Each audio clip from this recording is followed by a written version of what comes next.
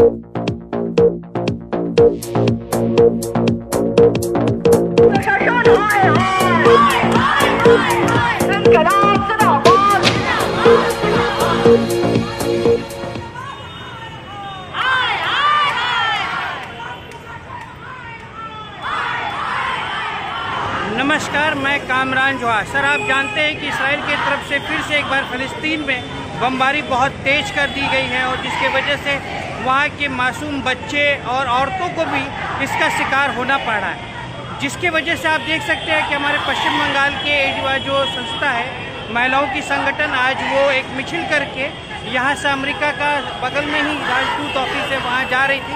ये पाक street area है, लेकिन यहाँ से हमारी जो सरकार है ममता बनर्जी की सरकार, टीएमसी की सरकार इनको आगे जाने नहीं दिए और यही इन लोगों को रोक दिया गया है और आगे ब्रैकेट है, इनको आगे जाने नहीं दिया जा रहा है।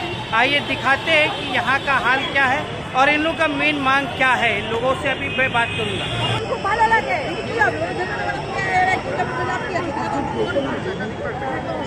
ना बोलो तो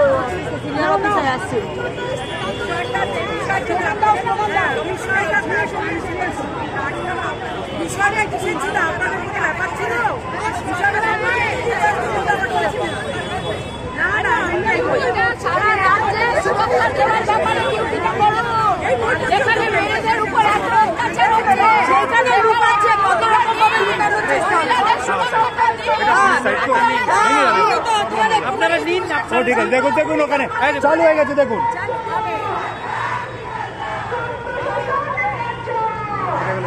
ভিডিও করে দেখো।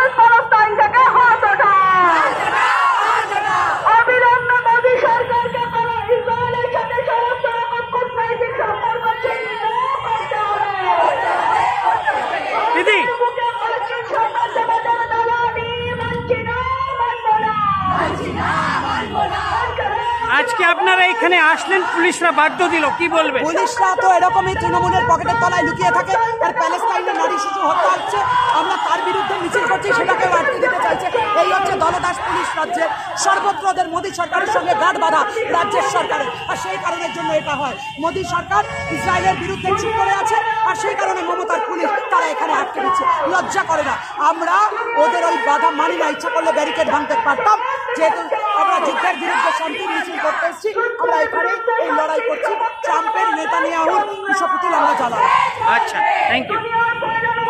সপক্ষে লড়ছে, লড়বে পৃথিবী জুড়ে যুদ্ধের বিরুদ্ধে শান্তির সপক্ষে লড়ছে, লড়বে অবিলম্বে প্যালেস্টাইনের মাটিতে সমস্ত রকম মানবিক সাহায্য পৌঁছে দেওয়ার দাবিতে আমাদের সংগ্রাম। অবরুদ্ধ প্যালেস্টাইনের মুক্তির দাবিতে আমাদের সংগ্রাম। মানব সভ্যতার ১ নম্বর শত্রু মার্কিন সাম্রাজ্যবাদ ধ্বংস। যুদ্ধবিরতি চলাকালীন প্যালেস্টাইনের ওপর ইসরায়েলের নৃশংস আক্রমণ করেছে, গাজায় যে নৃশংস আক্রমণ করেছে এবং একের পর এক ক্যান্সার হাসপাতাল সহ সাধারণ মানুষ, নারী শিশুকে যেভাবে হত্যা করেছে, নির্বিচারে গণহত্যা করেছে, তার বিরুদ্ধেই আমরা আজকে এই মিছিলের আহ্বান করেছিলাম। আমাদের খারাপ লাগে যে আমাদের ভারত সরকার, যাদের আগে এক প্যালেস্টাইনের প্রতি সহমর্মিতামূলক ভূমিকা ছিল চিরকাল, আর আজকে মোদী সরকার আসার পর থেকে তারা ইসরায়েলের প্রতি বন্ধুত্বমূলক সম্পর্ক নিয়ে এই ইসরায়েলের নারীঘাতী, শিশুঘাতী, বিভৎসায়ক তারা নীরব আছে, তারা চুপ করে আছে তাদের লজ্জা করছে না। আমরা বলছি ট্রাম্প তিনি অনেক বড় কথা বলে ক্ষমতায় এসছেন, আর আজ ওই যুদ্ধকে মদত দিচ্ছেন। ট্রাম্প প্রশাসন যুদ্ধবিরতি চলাকালীন গাজার ওপরে এই হামলাকে মদত দিয়েছেন। আমরা গোটা পৃথিবী জুড়ে মার্কিন সাম্রাজ্যবাদের এই দাদাগিরির বিরুদ্ধে, আমরা গোটা পৃথিবী জুড়ে সংখ্যালঘুদের ওপর আক্রমণের বিরুদ্ধে, বাংলাদেশে সংখ্যালঘুদের ওপর আক্রমণই হোক আর প্যালেস্তাইনে সংখ্যালঘুদের ওপর আক্রমণই হোক, আমরা তার বিরুদ্ধে। আর প্যালেস্তাইনে নিজ ভূমে পরবাসী করে রেখেছেন তাদের। ইসরায়েল একের পর এক রাফা থেকে, গাজা থেকে, ওয়েস্ট ব্যাংক থেকে একের পর এক জায়গায় যেভাবে তাদের আক্রমণ সারাচ্ছে, দুনিয়ার শান্তিকামী মানুষের কাছে আমরা আবেদন জানাতে চাই। পশ্চিমবঙ্গ থেকেও মার্কিন দূতাবাসে আমরা আওয়াজ পৌঁছে দিতে চাই। আমরা আবেদন জানাতে চাই গোটা পৃথিবীর শুভবুদ্ধি সম্পন্ন মানুষের কাছে, চলুন আমরা যুদ্ধের বিরুদ্ধে, এই গাজার আক্রমণের বিরুদ্ধে এক হই। আর পাশাপাশি মোদী সরকারকে আমরা এই বার্তা দিতে চাই যে ইসরায়েলের সঙ্গে কূটনৈতিক সম্পর্ক ছিন্ন করতে হবে, ইসরায়েলের বিরুদ্ধে কথা বলতে হবে, নীরব থাকা চলবে না। আর সেই কথা নিয়েই আমরা আমাদের মিছিল এখানে করেছি। আর দেখেছি আমরা পুলিশ, মমতা সরকার, যারা মোদী সরকারের সঙ্গে কাঠছাড়া বাঁধা, আর সেই কারণের জন্য তৃণমূল থাকলে ওই পুলিশ পকেটে লুকায়, টেবিলের তলায় লুকায়, থাপ্পড় খায় আর থাপ্পড় খায়, আর তারা যুদ্ধ বিরোধী মিছিলকে আটকাতে চায়। এই হচ্ছে তৃণমূলের দলদাস পুলিশের উদাহরণ। Same same same same same same আমরা ঘেন্না, আমাদের ঘৃণা আমরা বর্ষণ করি।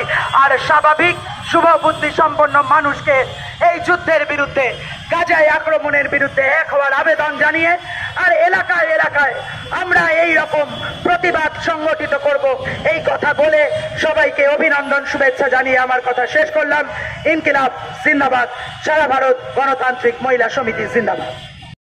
लड़ो, लड़ नहीं सकते तो बोलो, बोल नहीं सकते तो लिखो, लिख नहीं सकते तो साथ दो, साथ नहीं दे सकते तो जो लोग काम कर रहे हैं उनका मनोबल बढ़ाओ, वो भी नहीं कर सकते तो जो कर रहे हैं उनका मनोबल तोड़ने का काम मत करो, क्योंकि शायद वो आपके हिस्से की लड़ाई लड़ रहे हैं।